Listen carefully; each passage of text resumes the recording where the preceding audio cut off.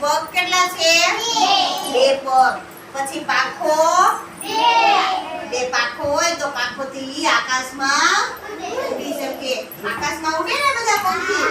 પછી માળો બનાવીને ક્યારે?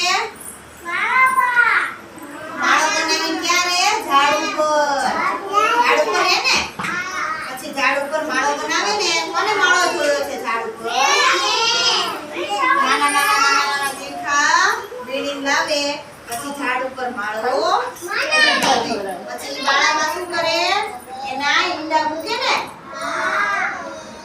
ઈંડા મૂકે ને. પછી પક્ષીઓ ઝાડ ઉપર માળો બનાવીને પછી ખાવાનું હોય, ભૂખ લાગે એટલે ઉડે પાંખોથી અને ઉડીને ખાવાની શોધમાં જાય. પછી એના બચ્ચા